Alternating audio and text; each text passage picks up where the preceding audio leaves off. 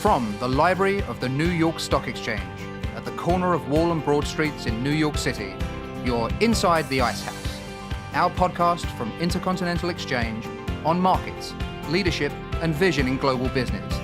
The dream drivers that have made the NYSE an indispensable institution for global growth for more than 225 years. Each week, we feature stories of those who hatch plans, create jobs, and harness the engine of capitalism.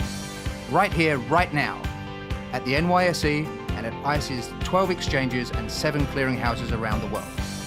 Now here's your host, Josh King, Head of Communications at Intercontinental Exchange. We were honored to have Mr. Doerr ring the opening bell of the New York Stock Exchange to celebrate the publication of his first book, Measure What Matters: How Google, Bono, and the Gates Foundation Rock the World with OKRs. Our conversation with John Doerr, right after this.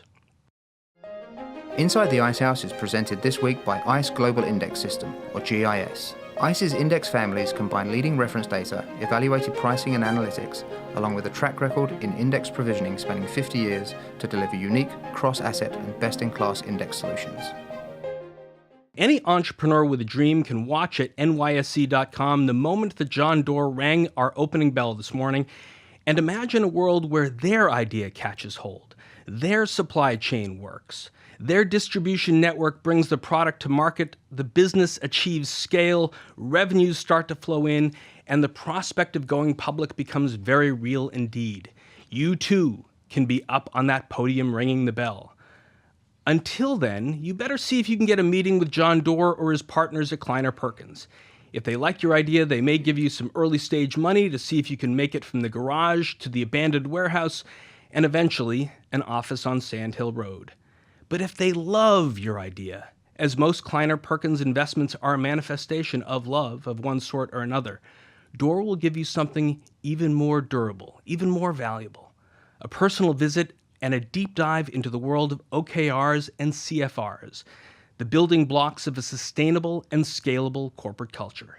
A lifetime of work went into perfecting this process, and it's chronicled in John Doerr's love letter to the future, which, if you want that meeting with Kleiner Perkins, you better head over to Amazon and buy right now. Measure What Matters: How Google, Bono, and the Gates Foundation Rock the World with OKRs. Fresh from his bell ringing, John Doerr joins us in the Ice House. Welcome, sir. It's an honor. It's an honor to be here. Thank you. How did it feel up on that podium? It was a great thrill.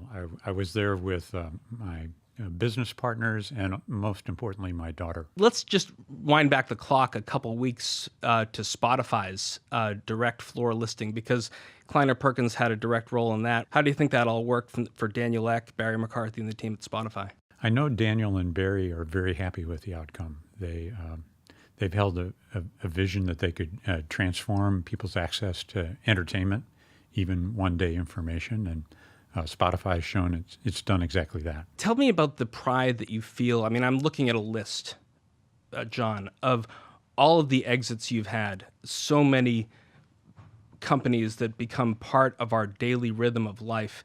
When you feel like you've taken an idea from the very start, from that first meeting when they come into your office, to the time when they're up on that podium ringing the bell and seeing their shares floated into the public? Well, what's most exciting about these entrepreneurs, whether it's Jeff Bezos at Amazon or Larry and Sergey at Google, is I think the number of jobs that they've created. And these new ventures in recent years have created over 1 million high-paying, wonderful jobs, over half of them in America and the rest all around the world. My partner, Bing Gordon, likes to refer to these companies as internet treasures.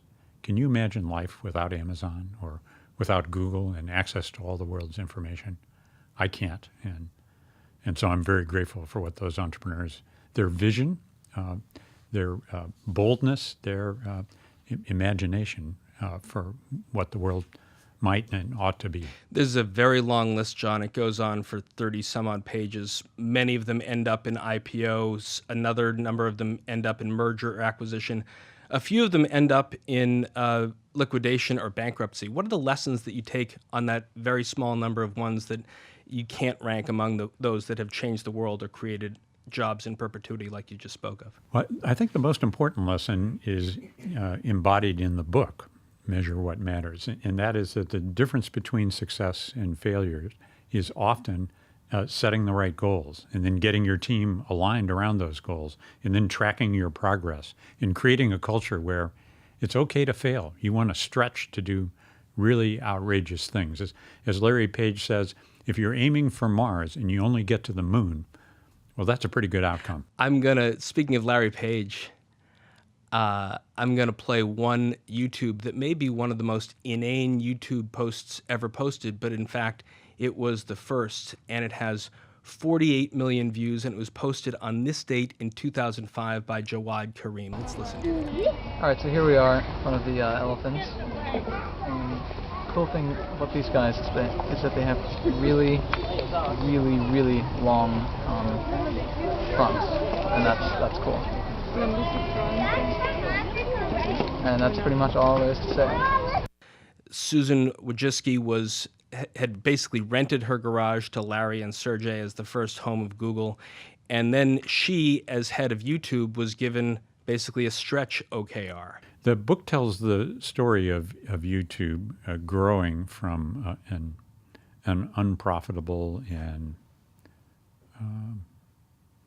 what shall I say, from an unprofitable and embryonic service into achieving a really audacious goal, which is not revenues, not ads, but to get 1 billion hours of watch time against a fundamentally democratic and curated video experience. 1 billion hours sounds enormous, but the way they put it in context is it's about 20% of the world's television viewing time. So let's now break down exactly what Susan Wojcicki, Larry Brin, Sergey Page were facing when John Doerr walks into their office and they said, we've invested in you. Now we'd like you to think about managing your business through a process of OKR, objective and key results. For our listeners who probably go through life with an annual review or a few goals that are put on a long piece of paper, why is this a simpler way of going through growth and scalability? Well, let me tell you a couple of stories. The first is when I originally met Larry Page and Sergey Brin. And they were Stanford computer science dropouts. They were running Google out of their dorm room, and the university was throwing them off campus because they'd taken the Stanford network down to its knees. They'd invented a better way to get more relevant search, and they were, I think, the 18th search engine, so they weren't first to the market. But the value of what they were doing and the growth was really clear. Larry sat right across the table from me, as you are now, and I asked him how big this was going to be, and he said, 10 billion. And I about fell out of my chair because at the time, a great company then like Microsoft might have 1 billion in its market value. I said, surely you mean market cap. And he said, no, I mean revenues, John. You have no idea, this is in 1999, how crummy search is and how much better we can make it in order to achieve our goal, get all the world's information available to everyone. I took him at face value. He was bold. I didn't argue with him. I believed in his vision. I bet on it. And shortly after I invested, I had a meeting with the entire Google team, maybe 24 people. We gathered around the ping pong table, which was the boardroom table, and the beanbag chairs. And I went through my 30-slide pitch, borrowed straight from Andy Grove, on how to set objectives, how to create a culture where it's okay to take risks, how to measure your progress, how to course correct, this system called OKRs. At the end of it, I asked Sergey and Larry if they'd use it, and Sergey was enthusiastic. He said he'd embrace it. Well, actually, that's not quite true. What he really said was, we don't have any other way to manage this company, so I guess we'll give it a try.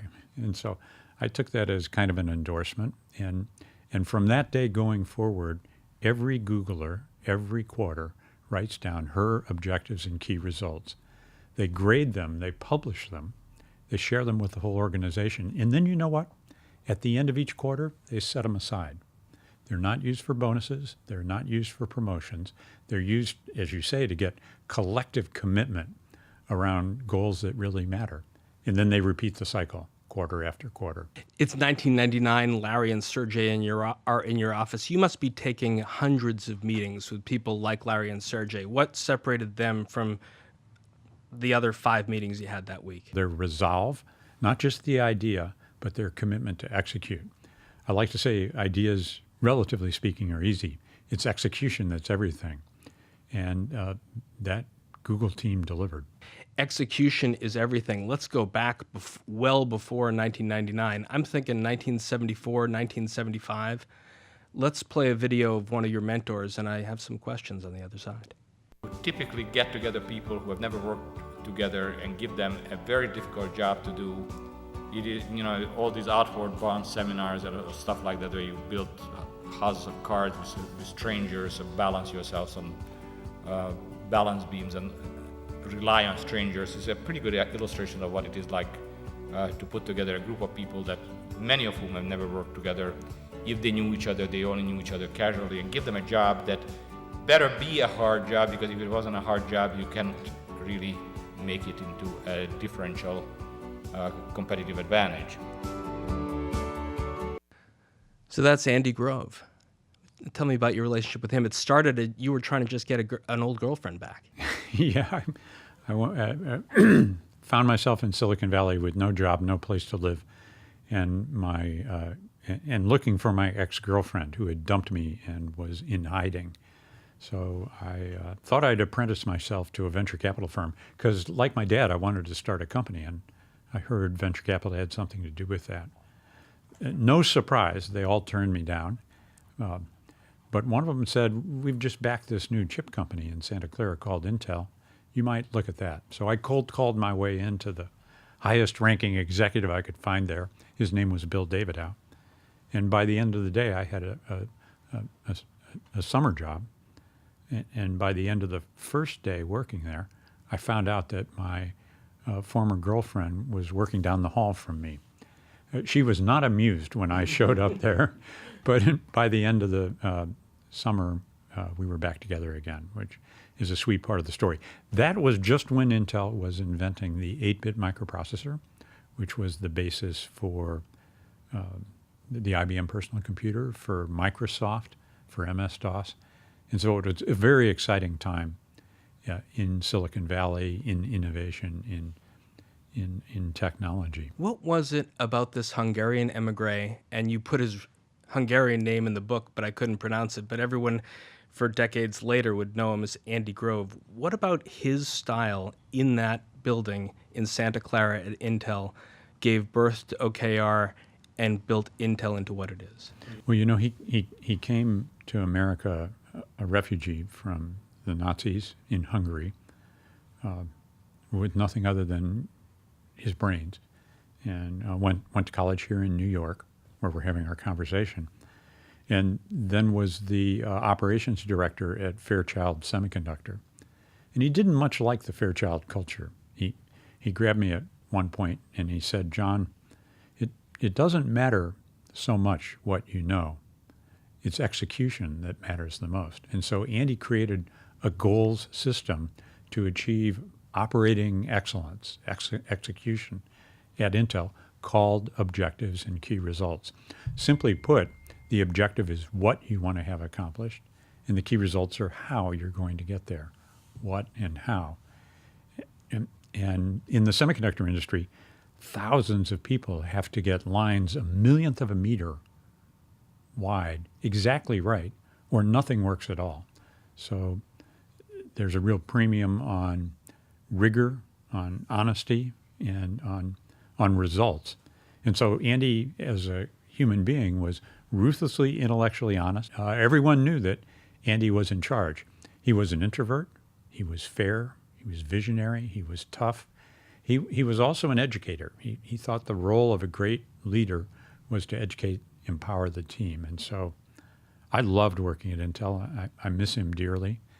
And the way I've tried to pay this forward is to take his goal system, and by now I've shared it with maybe 100 different organizations. They don't all adopt it, but anyone who faithfully follows this system finds that it works and transforms their team. And the key results, you describe a scene in the book when you're working on a IBM Selectric typewriter. You've got to come up with those key words for the objective and those measurable results for the results that leave no space for ambiguity. And in the book, you have sort of lousy OKRs and very effective and key OKRs. What are the differences? Well, look, you want to have the best possible objectives and the best possible key results. And good objectives, remember that's what you want to have accomplished, are significant, concrete, action-oriented, and inspiring. Good key results are at once they're specific and time-bound, they're aggressive but realistic, and above all else, they're measurable and verifiable. So that's what makes for great objectives and great key results. One of the most simple and powerful things about this system is you publish these. These are transparently available to everyone in an organization. And in many, I dare say most companies in the US and around the world, that in itself is a really radical idea. The goals are confidential or secret. They're put in the drawer. No one looks at them until the end of the year. That doesn't do any good. You had them up on the wall in your office. And there's one of the companies you mentioned in your book put them above the urinal in the men's room, just so everyone could see them at a key point. Yep. I was sold as an investor when I took a break in the bathroom and found their objectives and key results right there.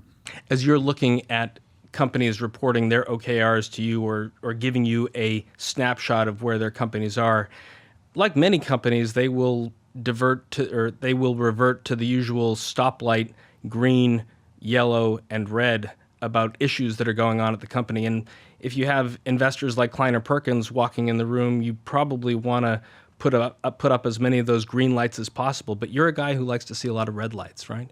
Yep. This is a very important point. You know, all of us believe goals are important, but many of us are setting goals the wrong way, and most of us are not setting goals at all.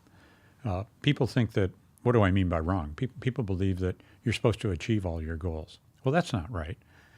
You can choose to create a culture where it's okay to stretch, to take a risk and fail and get better results. So it's up to each company, but my advice is set your threshold at about 70%. If you get all greens and everything's done at the end of the quarter, well, maybe you weren't stretching quite far enough. On the other hand, if you're not achieving hardly any of your goals, say 20 or 30%, then that's a different kind of problem. One of the executives that I work with does something I think is really smart, which is every month he gets the whole team together and they look at their goals and they try to sell each other's on their reds, their goals that are the most at risk, that are the most important. They take a vote then across 20 goals. They identify the 3 or 4 that are the highest priority, and then everyone on the team pulls together to go tackle those problems for the organization. It encourages collaboration, intellectual honesty, and produces really spectacular outcomes. And when you get into these meetings, one of the first things you do is basically dismiss all the greens. They're fine. You got to focus in on the reds and maybe some of the yellows. Exactly. And OKRs, by the way, are not everything that's going on in a company. They're not the combined work order. What they are the goals that really deserve special attention. You use a very interesting analogy to sports in Measure What Matters. I want to play a little clip of one of the most successful coaches in NFL history, Bill Belichick, and on the other side talk about the Sandhill Unicorn. If you had to describe the tenets or the principles of your leadership style or approach, what would they be? Do your job, be attentive, pay attention to details, and put the team first.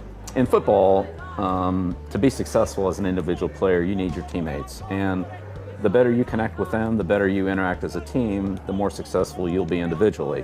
And I'd say we try to do things to help the team building process. In Measure What Matters, John Doerr, you talk about this football team, which I don't think actually has uniforms, called the Sandhill Unicorns. And you paint this picture of the fact that a coach like Belichick with 5 Super Bowls under his belt his OKR is basically win Super Bowls because Mr. Kraft wants to increase the value of his team.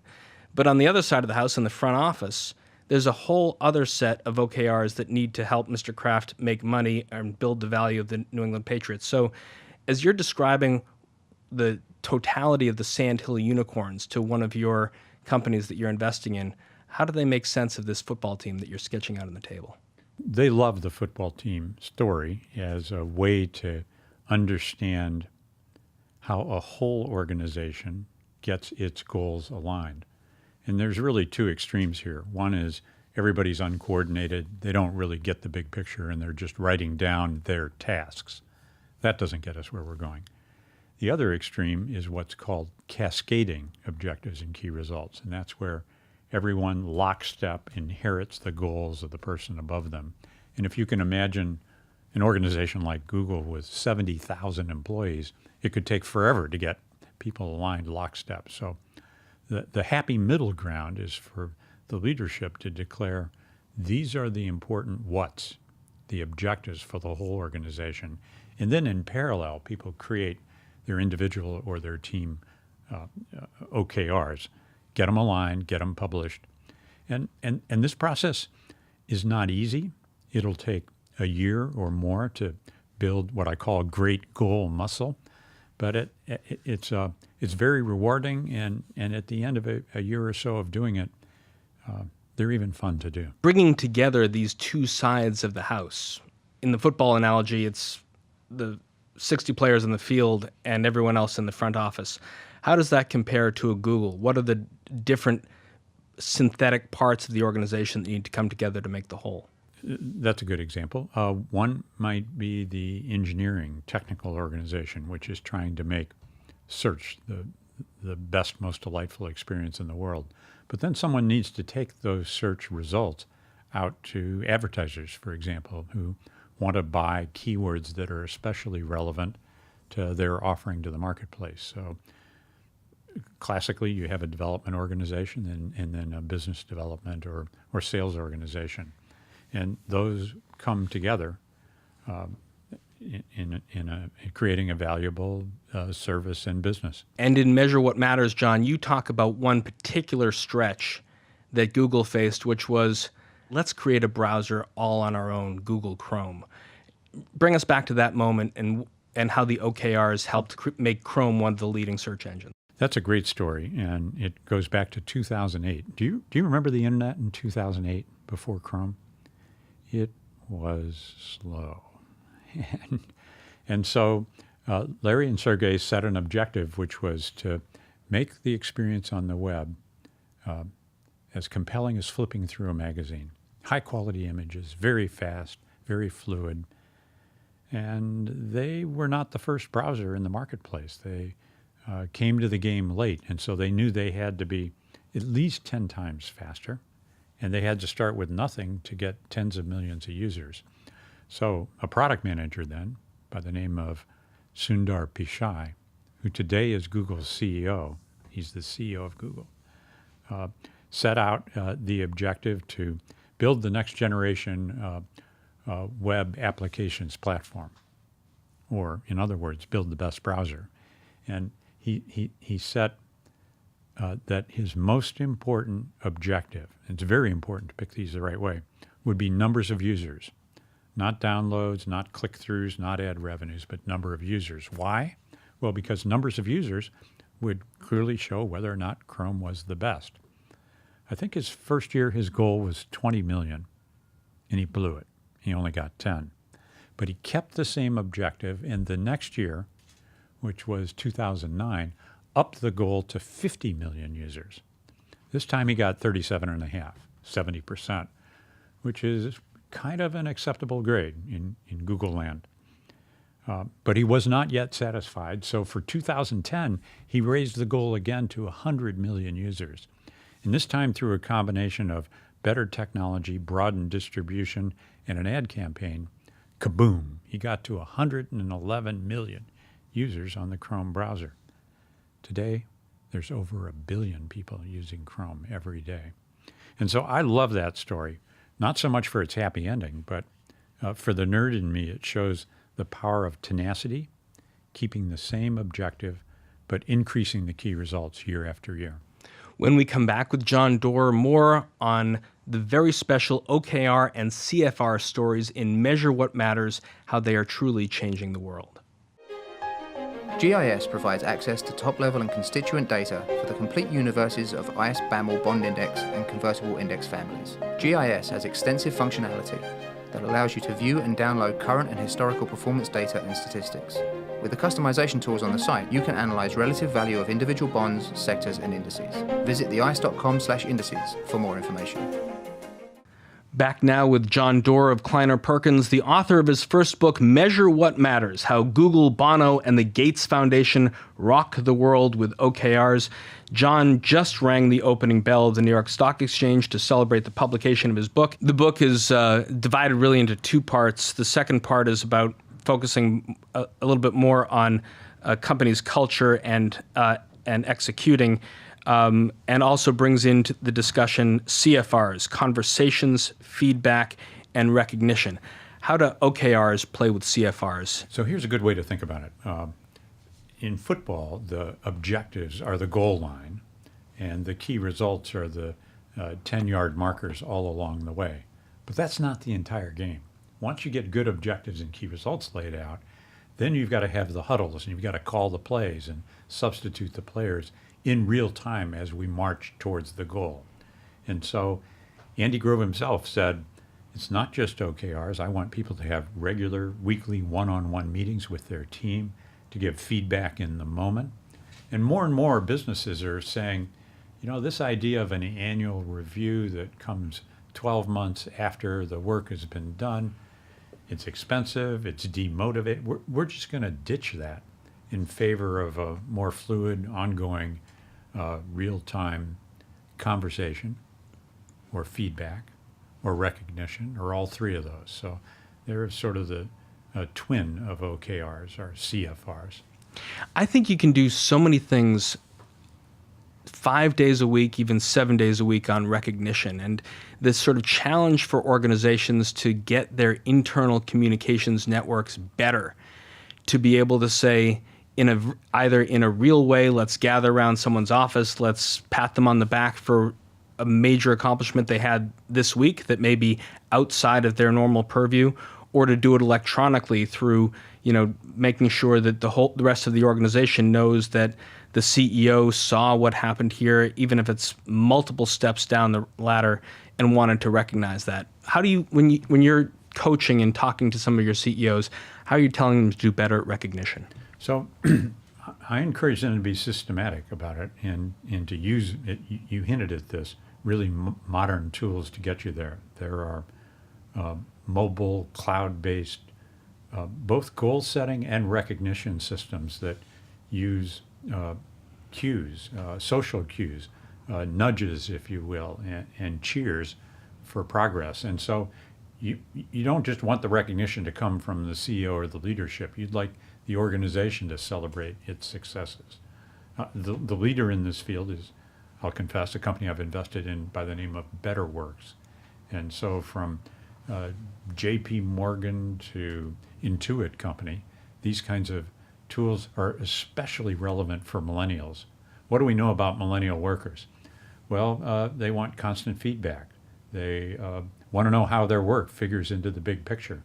And they don't want to be micromanaged. So these kinds of online social tools are really perfect to engage them, develop them, and to retain them in your organization. We've been talking about companies like Google and YouTube in the first part of our conversation. I listened to a conversation you had about 3 years ago, and the interviewer asked you, John, we haven't really had any spectacular exits in the healthcare space. And you write in Measure What Matters, one example of Nuna, this story of Jimmy Kim and the very personal journey that she had with her brother, Kimong, developing a new approach in healthcare space. How's that going, and how did they use OKRs and CFRs? I'm glad you asked.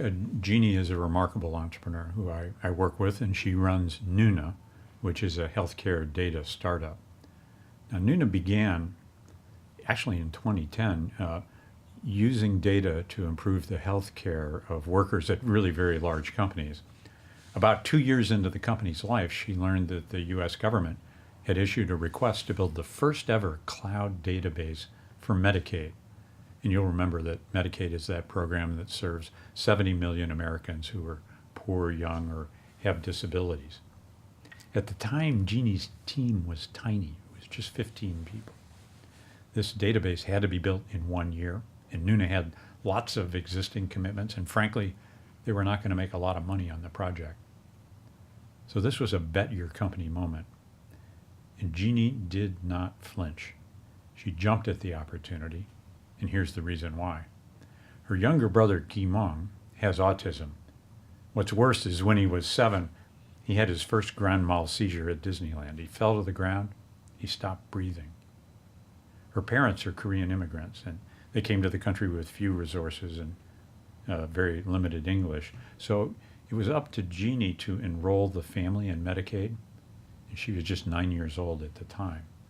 And that moment then defined her life's mission and the company's mission, which is to get affordable, high-quality health care for everyone. And so Nuna bid on this project, they won it, and they completed it on time and on budget in less than 12 months, building the first ever database that then allows policymakers, physicians, patients to see the results of the care. And as we know with the New York Stock Exchange, when you have markets, when information is freely available, you always get better outcomes. So I think the company is today regarded as the leader in providing that kind of data to the healthcare system, and they're off to the races. At the very other side of the spectrum, John Doerr, there is the birth moment of the Bill and Melinda Gates Foundation. From funding of zero to funding of $20 billion, basically overnight, puts a CEO like Patty Stonecipher in the hot seat. Gates is still chairman and CEO of Microsoft. He's a busy man. He's got a lot of things to do. Time is going to be short with Bill and Melinda. How does Patty deal with the fact that from the get-go, she has to start giving away $1 billion a year using OKRs, CFRs? Well, if you know Bill, he's like Andy Grove, ruthlessly intellectually honest. He's constantly learning, and he's very data-driven. And so for him, the challenge of running Microsoft and at the same time being the chairman of the Gates Foundation could have been overwhelming. But Patty and he used objectives and key results to get very, very clear on how to measure success of programs. A lot of nonprofits have problems with that. They initially selected a measure which I think was age-adjusted, life years extended, and that caused programs before they got to a decision from Bill to get sharply focused on what really matters. As we say in the book, measure what matters. And so to this day, I think the Gates Foundation is regarded as one of the best, most effective change agents in our world. And it's one of those treasures that I can't imagine the world getting by without. Another well-known person comes to Silicon Valley, comes to the door of Kleiner Perkins, knocks on John Doerr's door for advice. It's Bono. At some point, he is getting inspired, I think, through the original work of Bob Geldof to feed the world. That's a big goal, lofty in itself. You can't imagine. What's the acronym you use in the book? BH?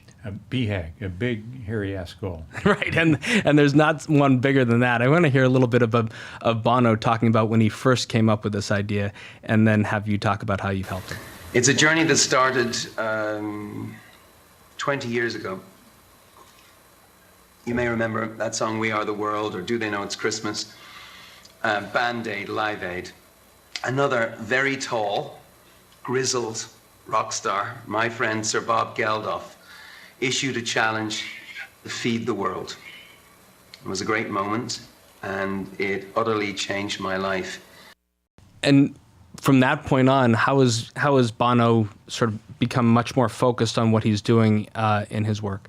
one of the world's greatest rock stars would be an unlikely user of objectives and key results. But Bono has a mission to alleviate global poverty. And so he set out to do that with two really gorgeous objectives, audacious objectives. And one was debt relief for the world's poorest countries. And the second was universal access to anti-HIV drugs. And with those objectives in place, he was able to focus and measure the progress of the one organization quarter after quarter, year after year, in waging this global war against poverty and disease. He's a poet, he's an activist, and a factivist, because he wants his work to always be driven by the data. He sets ambitious goals, stretch goals. He's a perfect user of OKRs, and I'm just thrilled that Andy Grove's invention is helping fight AIDS in Africa. Does he come to you for feedback? He does. I serve on the board of one, and at every board meeting, we review the organization's objectives and key results. Not in a controlling way, but as a flexible way to get a sense of where the leadership of the organization is going. Look, OKRs are not a silver bullet. They will not substitute for either a strong culture or stronger management. But when you get these goals and objectives lined up the right way, and those fundamentals in place, they can take you to the mountaintop. I've seen it time after time. One of your examples using CFRs in culture is through Zoom Pizza. Tell me that story. So there's a famous saying about culture that no one can find the originator of, and it goes as follows. Culture eats strategy for breakfast. I love it because culture is the way you share values, simply, throughout an organization, so you can streamline decisions, get the right decisions made faster. So I like to think of OKRs as transparent vessels for the what's and how's, the objectives and key results, into which we pour our values, which is why we do this work that matters so much. The Zoom Pizza story is it really shows all the elements of OKRs, but I chose to emphasize culture because at the very beginning, the co-founders, Alex and Julia, concluded that they wanted to do more than make better pizza. They wanted to make sure that high quality food would be economically available to everyone, everywhere. And so they describe in some detail how setting these kinds of goals in a transparent way, all motivated by inspiring mission, would let them get there. And they're making good progress. What was your process for writing this book? It feels, as I read it, like you have your philosophy that was handed down to you by Andy Grove, that was reinforced by mentors and friends like Bill Campbell, that played out in the boardrooms of places like Google, and then you have these wonderful stories of companies that most people have never heard of, and they are writing in their first-person experience. Was this a process, whether it was 2 years ago or whenever you said, I want to write, measure what matters? So I started 2 years ago, and really what inspired the book was a slide set, 30 slides, because I'd given this OKR talk, an Andy Grove version of it, or of my version of the Andy Grove talk, maybe 100 times over several decades. But I was always frustrated. I felt I'd only scratched the surface and figured if I tried to write a book that it would do the subject justice. I then knew that the stories of entrepreneurs would be much more interesting than me trying to teach people about this. So I had a bunch of conversations and chose the best of those, I think, to share with readers, and more than just readers, people who who want to take on this cause, who want to improve their own teams. I think of smart goal setting as a kind of movement, and I really challenge in the book people to do this, not only for their teams but for themselves. You know, do you have the right metrics in your life? Are you measuring what really matters? Because if you're not, you ought to do that. You ought to write down today your objectives and your key results, your values. And if you'd like some feedback on those, you could email them to me. I'm john@whatmatters.com. Because I think we can take OKRs beyond our businesses or beyond our nonprofit organizations. We can take them to our families, to our schools, even to our government. Imagine if the local city council was agreeing and transparent about what they want to accomplish in their community. Jim Collins writes about the book that anybody who cares about performance in any sector of our society should embrace this goal system. It's not a one-size-fits-all. You can adapt this. In fact, every successful organization does. The way Google uses these, which I describe in detail, is different than the way Intuit uses them. It's different than the Gates Foundation. But if you take this kind of a framework and you have the leadership really embrace it, you can, in fact, you must measure what really matters.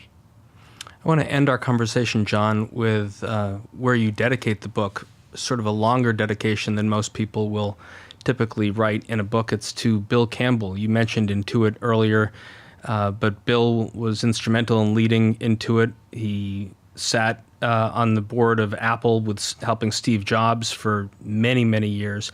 And he had a profound effect on you and so many other people in Silicon Valley. Hear a little bit from Bill and have you finish with your thoughts on the legacy that he leaves behind. The other thing that a multiplier has to do is coach them to know that they should be paying attention to everything that's going on. You could be a marketing person talking about a sales activity. You could be a technology person talking about our operation. Everybody around there has something to offer. You know, I don't want people sitting in silos. I want them to kind of learn what everybody else is thinking so that collectively we're going to have the best ideas as well. But that's what you do. Multiplying is making sure that, 1 + 1 = 3. And that's what we do. Multiplying may be what Measure What Matters does. That's well said. Bill Campbell passed away within months of Andy Grove, and the book is dedicated to the two of them, two really inspiring leaders. Most of the book is Andy Grove's ideas, which is why I have a whole chapter dedicating the work, the mission to Coach Campbell. He was referred to as the coach, and he came to Columbia University. He was a scrawny little quarterback with a not so distinguished football record, but loved the university, became chairman of the board of Columbia, came out to Silicon Valley, helped Steve Jobs launch the Macintosh, witnessed Steve being thrown out of Apple. When Steve returned, Steve asked Bill to join his board, and he's the most amazing executive that I ever recruited in my career. So we worked together on lots of different companies. I think what matters to our listeners is that Bill brought a signature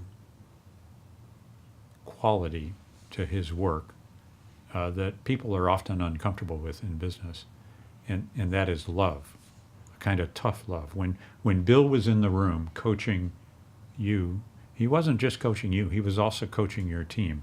Everyone's eyes would light up when he was in the room because he was colorful, he was profane, but you knew that he had your back, that he was there to make you and your team better every day. And he didn't have just one game plan that he ran.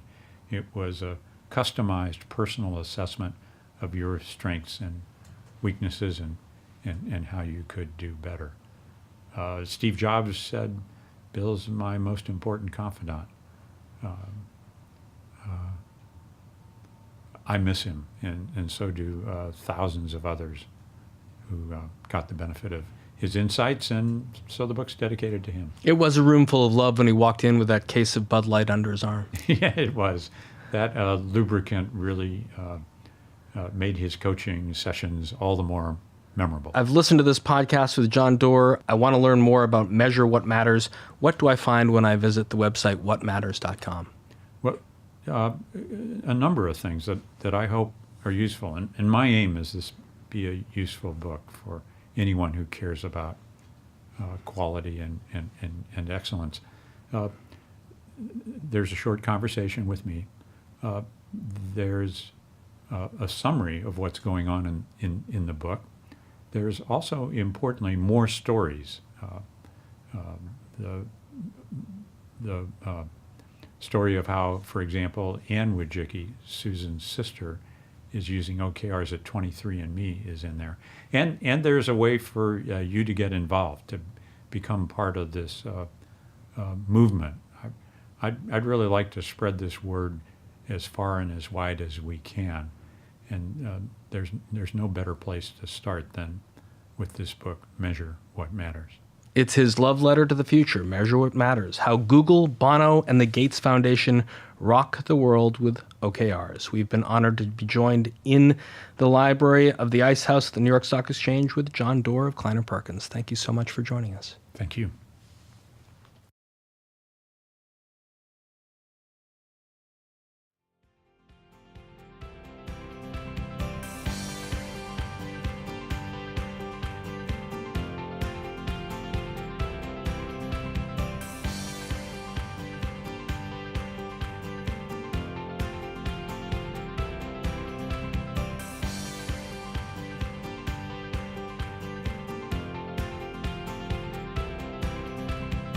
Information contained in this podcast was obtained in part from publicly available sources and not independently verified. Neither ICE nor its affiliates make any representations or warranties, express or implied, as to the accuracy or completeness of this information, and do not sponsor, approve, or endorse any of the content herein, all of which is presented solely for informational and educational purposes. Nothing herein constitutes an offer to sell or a solicitation of an offer to buy any security or recommendation of any security or trading practice.